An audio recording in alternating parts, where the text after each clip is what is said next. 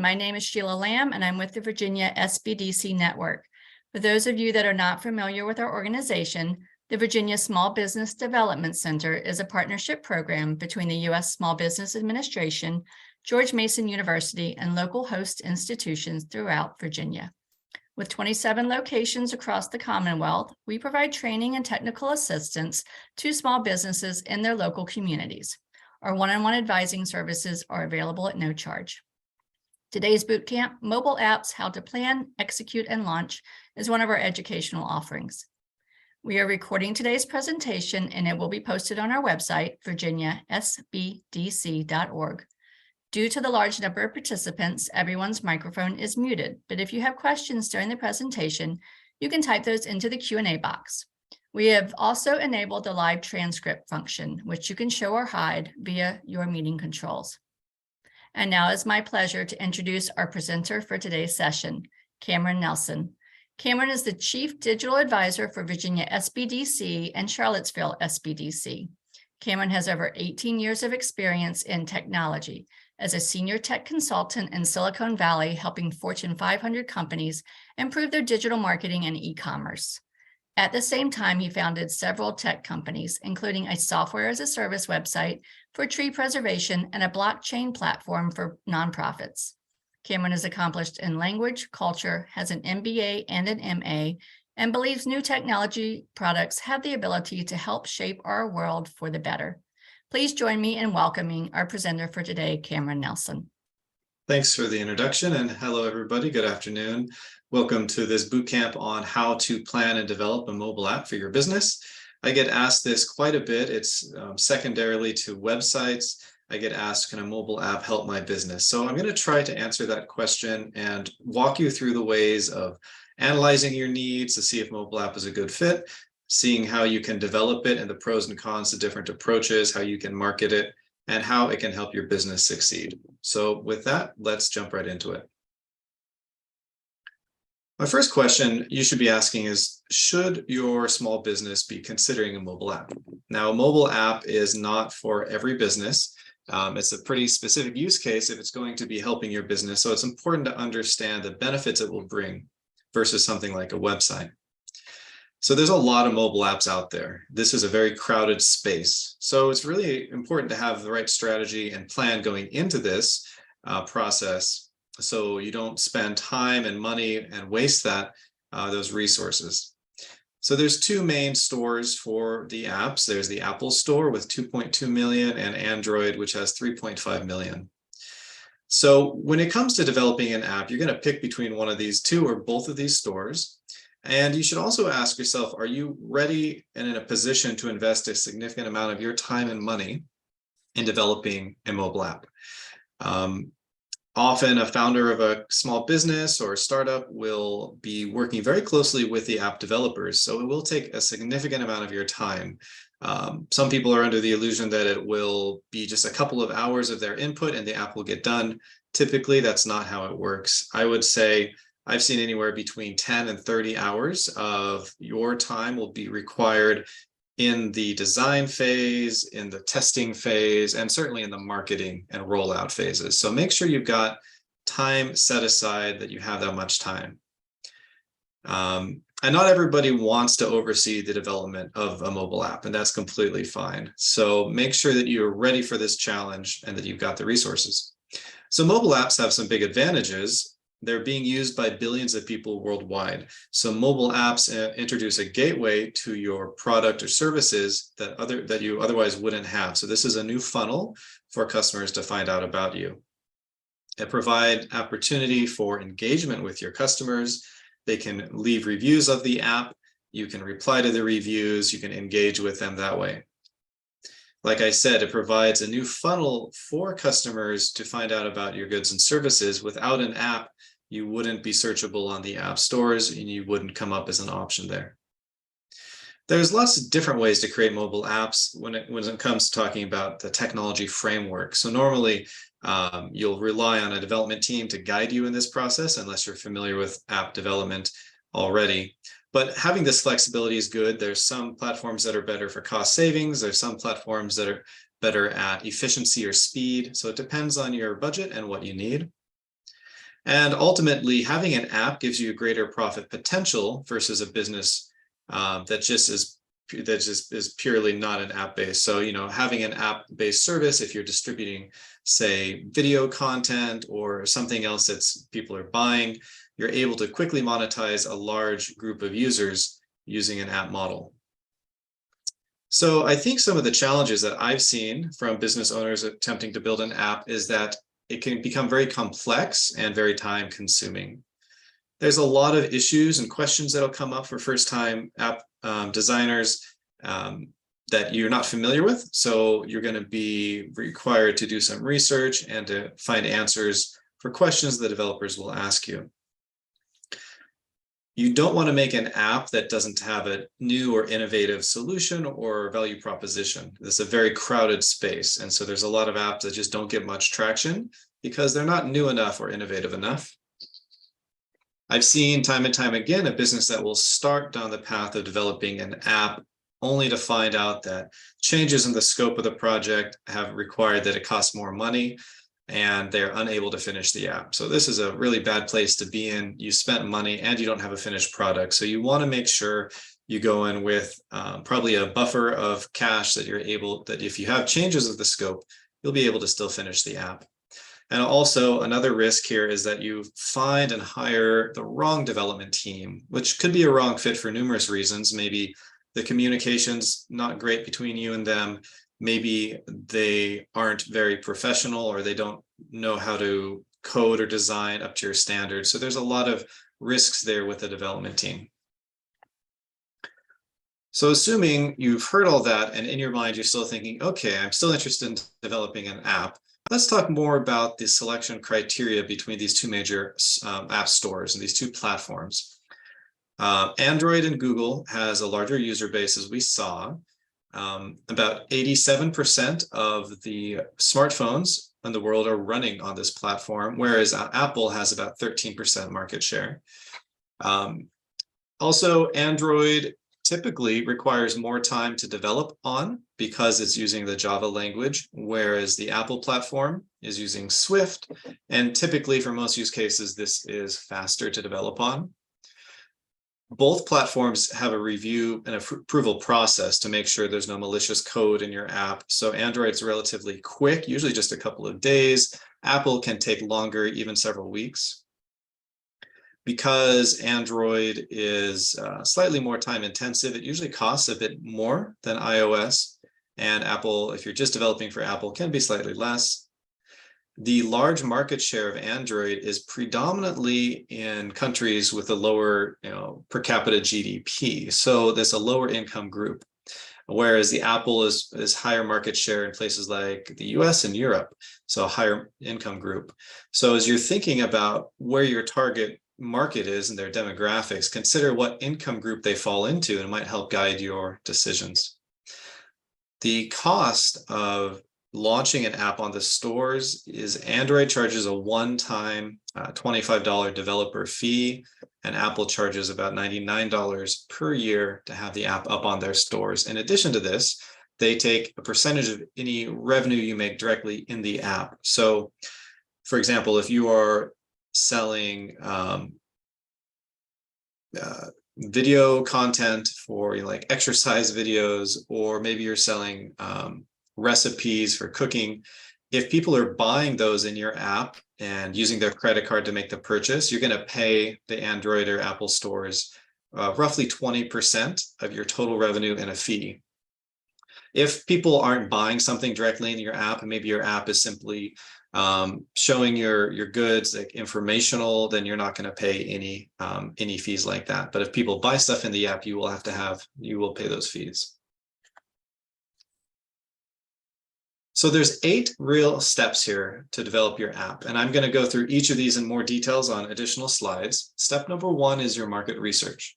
So think of your target audience and think of their needs when making your app. You want your app to be as useful and valuable as possible, so it should be solving a problem, as is your business. Your product or your services are solving a problem. And get feedback on your app ideas from your target customers early on. Based on the problem you're solving and the feedback you've gotten, You can scope out your app, which basically makes a roadmap of what it's going to do. A feature list, you'll identify critical features and also features that are just nice to have that might not get done right away, because every feature you add will end up costing more and take longer. And think about this process as a minimum viable product, which is a term commonly used in the startup industry. You want to create something that you can launch quickly for a lower cost that maybe has 80% of the features, as opposed to spending your maximum amount of money right away on 100% of the features, only to find out some aren't really as useful as you thought they would be.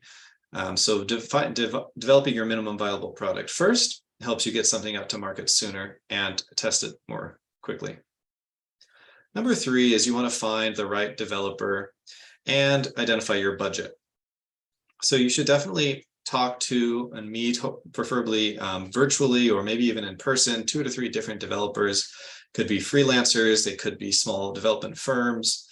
They could be local to your city. They could also be offshore. Places like India, Pakistan, China have a lot of developers that come in much cheaper than US-based developers, and there's some pros and cons for that approach. Also, read a lot of reviews on the developers you interview, look at their portfolio of apps, make sure that the stuff that they're making is in line with what you would like.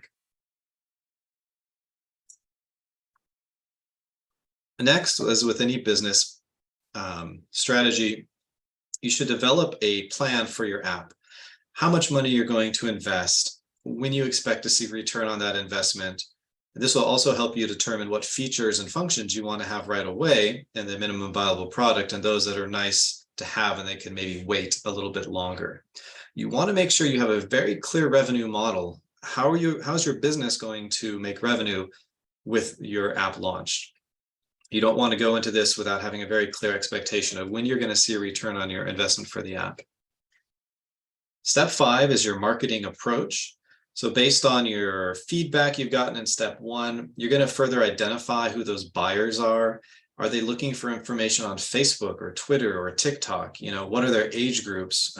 Where do they live?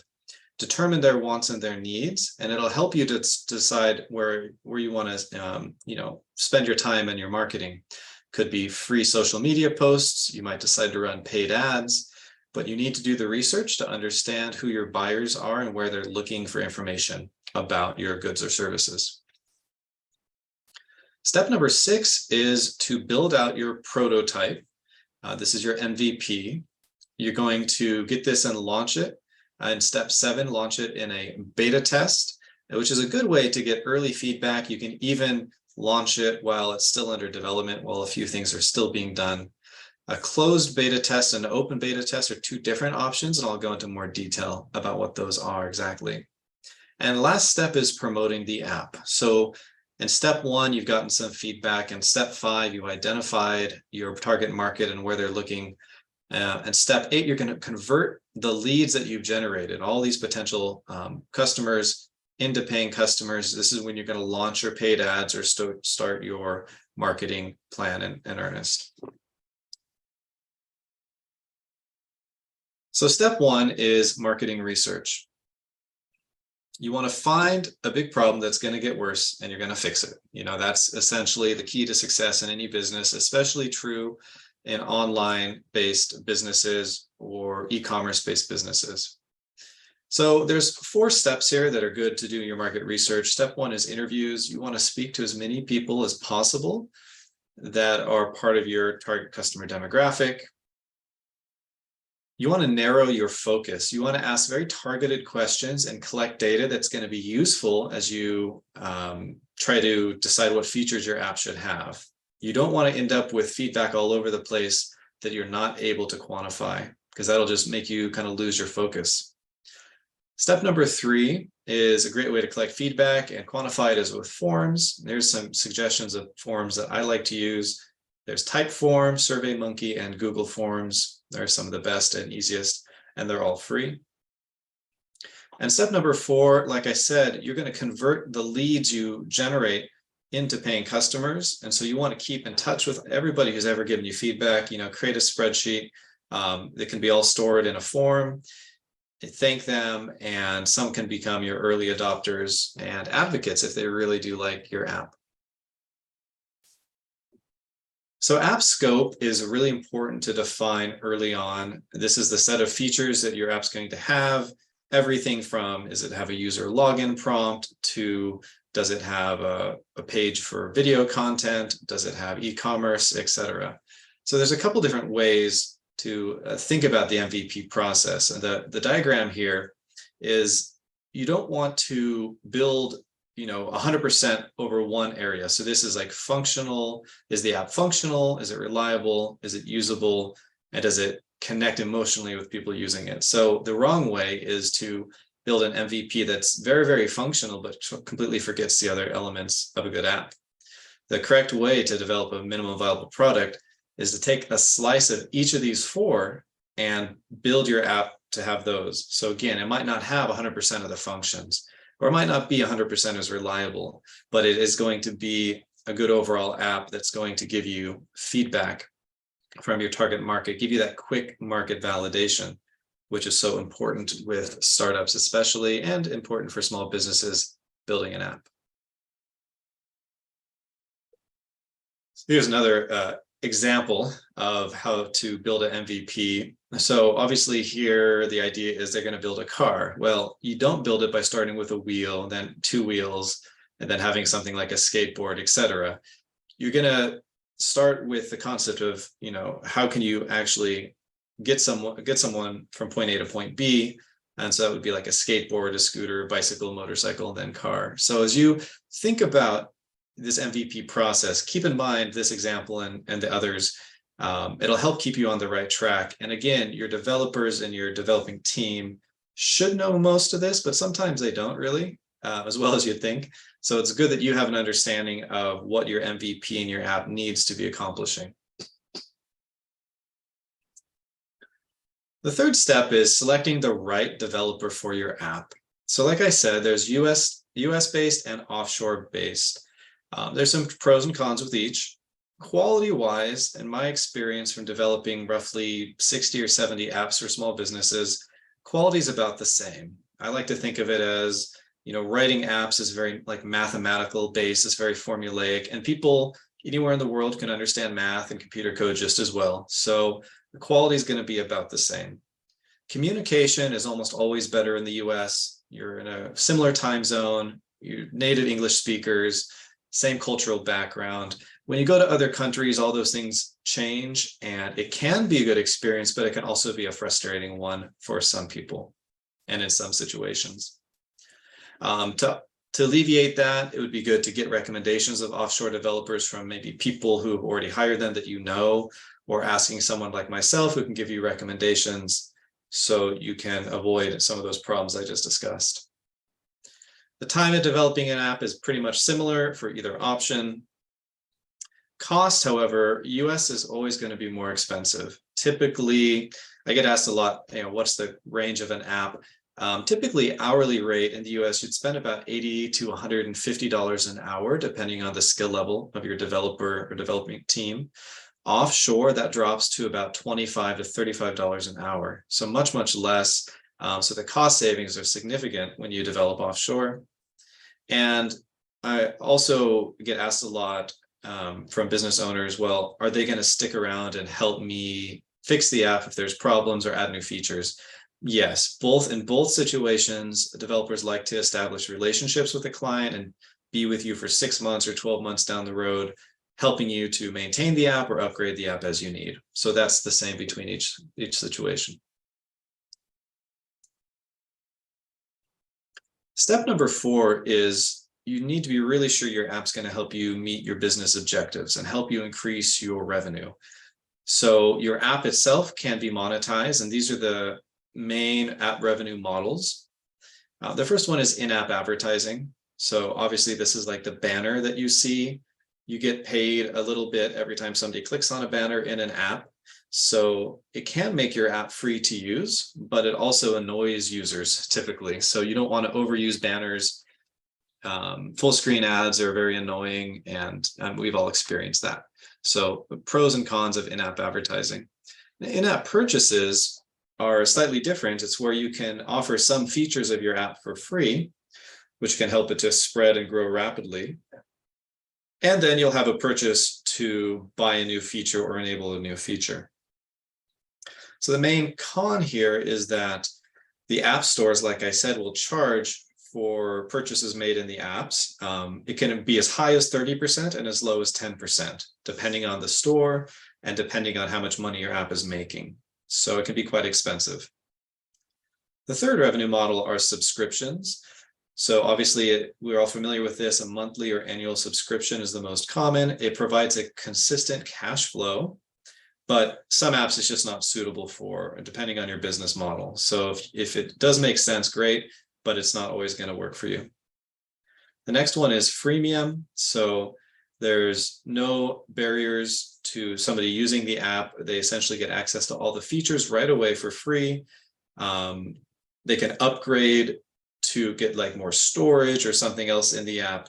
And so the con here is that it's sometimes difficult to determine where to make those cutoffs, where it should be free, and then when do they have to start paying for things in the app. And getting that wrong can be really ruinous to the success of your app. So that is a risk and a con with the freemium model. A paid app is very straightforward. Somebody has to buy the app on the store. It is not free, so could cost between 99 cents and $20 or more.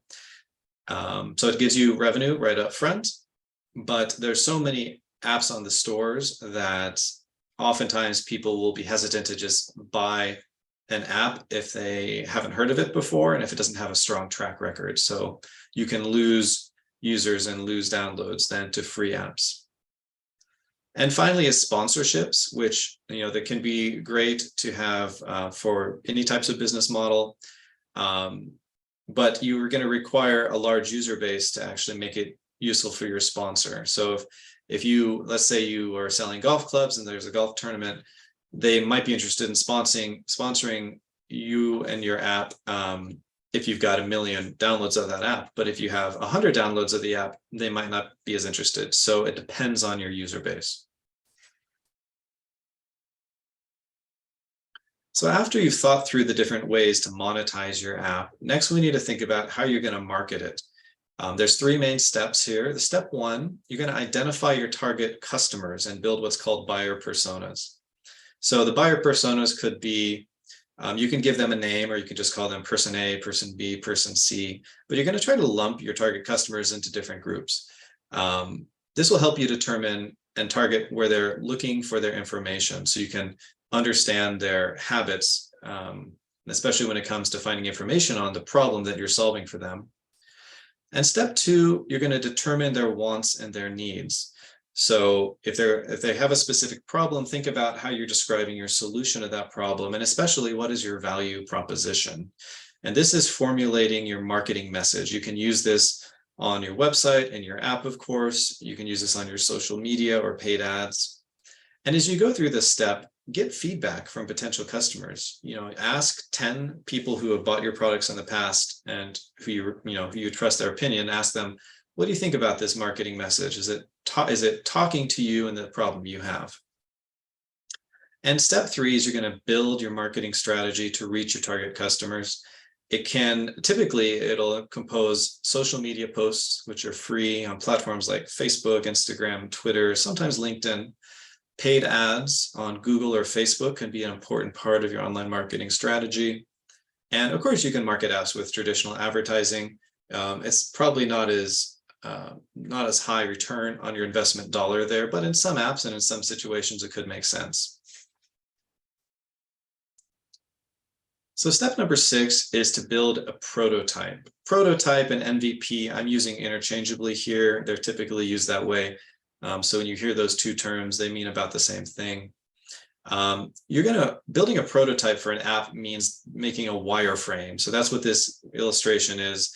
It's taking you from the home screen through this imaginary app to an agenda page, a conference page, and a reviews page of the app. So your development team will probably have a good wireframing system or tool. However, here's 3 that I like, and that if you would like to wireframe up your app yourself and at least get your ideas down, then you can check these out. They're all free. Just in Mind is really great, Mockflow, and if you like Adobe products, then there's Adobe XD. In the wireframe process, as you think about how you want the screens of your app to flow together and what button should take you where, it's important to incorporate user feedback. So there's a few ways you can get user feedback of the wireframe process. If you've got a website for your business and that gets followers, you can put a page up there talking about your app coming soon. You could have discussions, or you could have a way for people to email you their feedback, things like that. And there's also some communities in Slack and Discord, which are free to use, and they discuss things like prototyping apps and giving feedback. So these are good ways to get some kind of quick and even live feedback on your prototype designs. You can also do short surveys, ask specific questions, ask about their experience, looking at the wireframes, if it makes sense to a large number of people. Also, your app should always have a feedback reporting option. So if people encounter bugs or they're just confused about how the app works, typically your designers will, bring this point up, but I always recommend that if they don't, then make sure that there's a feedback option in the app. And of course, Facebook, Twitter, and Instagram, these are all great places. You can post your wireframe screenshots. If you've got any number of followers that are engaged with your product, then hopefully some will give you some feedback. And that's a really great way to get that feedback in this process.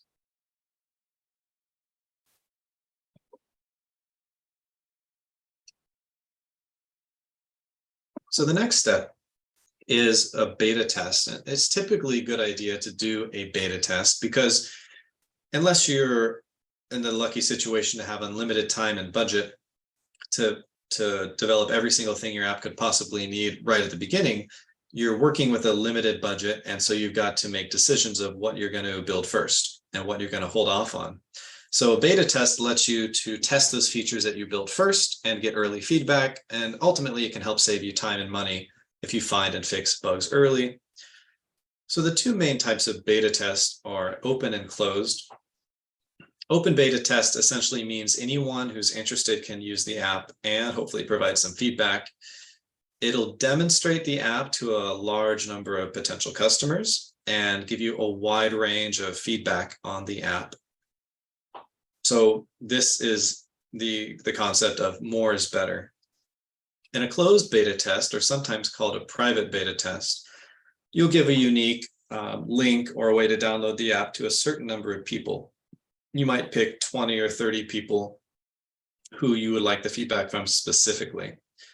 They're going to give you similar type of feedback. Does the app deliver value? Are there bugs? Is it ready to be used by other people, etc.? And both options can be good. You'll typically pick one or the other, and maybe in conjunction with your development team, they'll give you some feedback. But it really depends on who your target market is and what your industry is, of which method will be the most efficient for you. So the next is promoting your app. You built the app, you got it tested, it's ready to go. Your MVP is ready to go. Apps are never really done. Even if you look at like the Facebook app, which probably has the biggest development budget in history, every few days it gets updated, right? So most companies never consider their app done. So it's always kind of in an MVP stage. But in any case, your MVP, the first MVP is ready to go. So here, how do you want to promote it? The first and the best way is to build a website. Your business might already have a website, which is great. If the app is just an extension of the business model you have, it might make sense to mention on your website, hey, we have an app, here's the download link. If you would rather build a new website for the app, maybe the app is the business itself, there's no other component, then the entire website will be dedicated to the app. In any case, the website gives your app legitimacy. Potential customers know that you built a website that gives them confidence in using your app, and there's a solid business behind it. It's not going to disappear, and that it shows you're invested in the app and the business. Social media is also very important for app promotion. Free posting on the major social media pages is generally a very good way to get people interested. You can use hashtags to talk about industry events or industry terms to help people find your social media pages and learn about your app that way. Paid ads are also an important part of advertising your app. You can make paid ads on Facebook or Google, and you will pay every time somebody then clicks on the link to view your app and potentially download it. And you're able to really specifically target certain groups with paid ads. So it's nice if you have, let's say your business and your app is in the construction industry, you can just narrow it down that it's only shown to certain people with certain job titles. So you're making sure that only the relevant people are seeing your ads. Public relations is a good way, and this relies on your own network. So if this is an established business, you've run it for a while, you have a network of people. So get the word out, through your network. Things like a press release or hosting a launch party, which could be in person or virtual, inviting people who are influencers, perhaps, or even media to come will be a good way to promote the app. And you can also write blog posts and do interviews. And the last great way of promoting your app is any kind of influencers or celebrity endorsements. They can be a really powerful way to get the word out there. They will promote your app, or at least talk about it on their social media channels or on their blog or on whatever communication way they have. And this is going to attract a lot of people to your app really quickly. But make sure that the person you select, an influencer, really does align with your app, what it's selling, who the target market is. Otherwise, any kind of compensation you pay them might just get wasted if you're getting people who are just not interested in what your app is doing. So that concludes the formal part of the presentation. I hope that was useful. I will be here for 20 or 30 minutes. We'll be able to answer your questions. And if there's any questions that I don't have time to get to today, then feel free to reach out to me and we can hopefully set up a one-on-one counseling meeting so I can talk to you about your specific business and go through your specific questions. So it looks like we have one question at the moment. So the question was, will you discuss protection of our codes? Are these automatically encrypted? Okay, so I think the question is around, if you've spent money developing an app, how do you ensure that the app and the code for the app is protected? And the second question was, is it encrypted? So I'll answer the first part. So make sure it's protected. It's going to really come down to your trust with the development team you hire. Obviously, as they're building your app, they will have archives or copies of your code base. Any development team, once the app is done, will zip up the code and give it to you, but that's not to say they wouldn't have a backup somewhere else. So it's just important that you have good communication and trust, and you say, look, you'll deliver the final code to me, and you won't have any copies. So it's a good thing to go over with them and make sure they understand that's your expectation. The second question was around encryption, and I'm not entirely sure encryption of what, but typically they won't encrypt the code. When they give it to you, it'll just come in a zip file or something like that.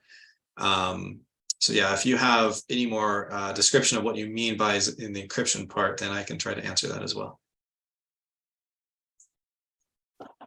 Okay, is there a tool or a way to estimate the overall cost before starting?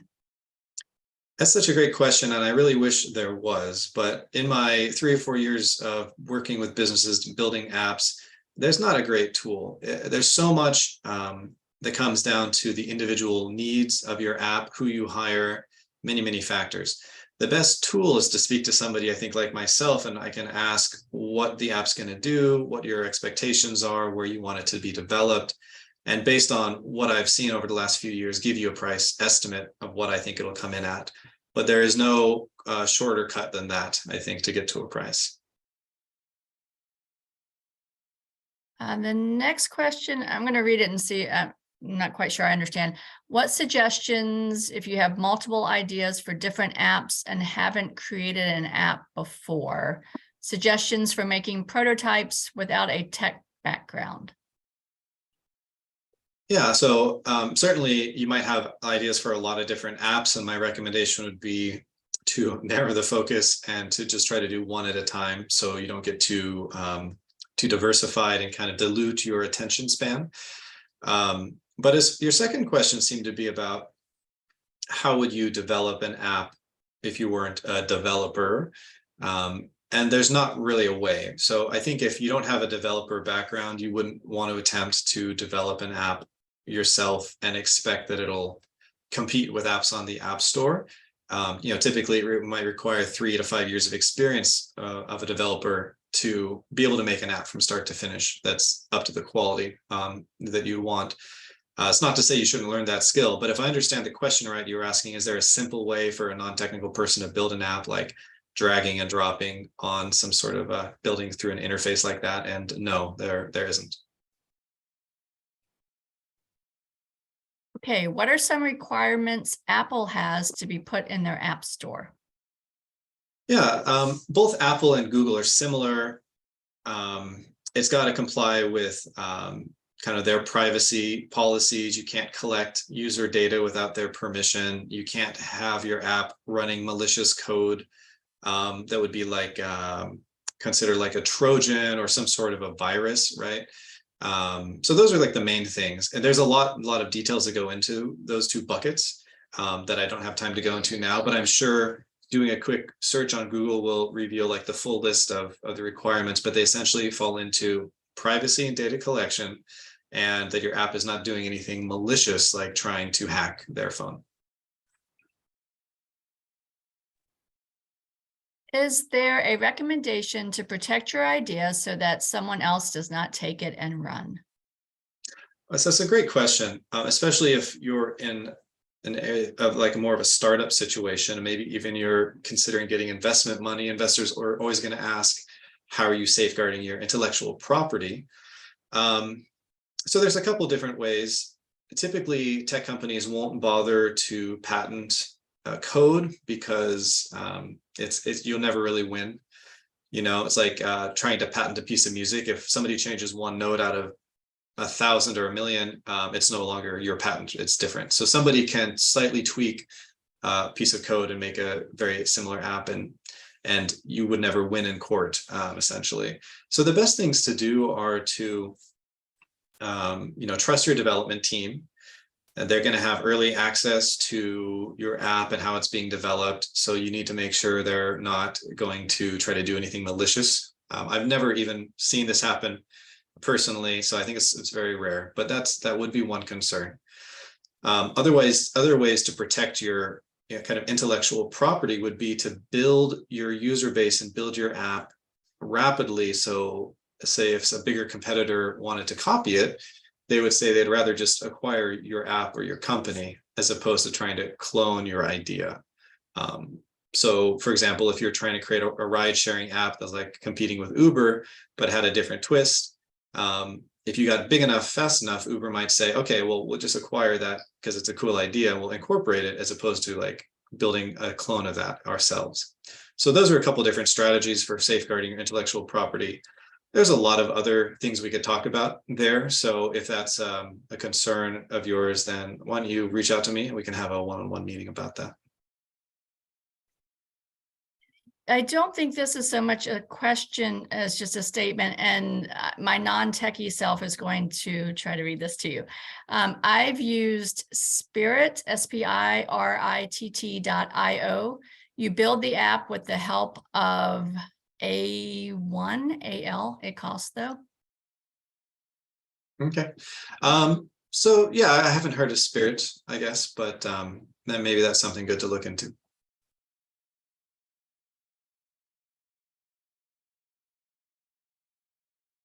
That is all our questions at the moment. So if anyone else has a question, go ahead and pop it in, please.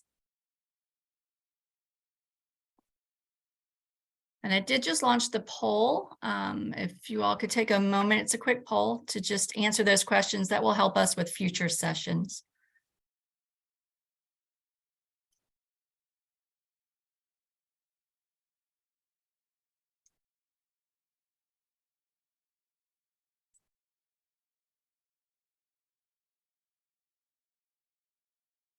More questions have popped in.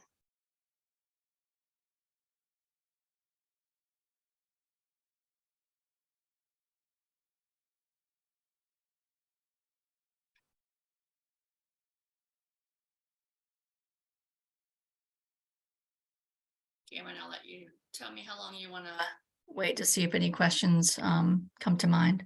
Okay, yeah, I mean, I think we had some good questions.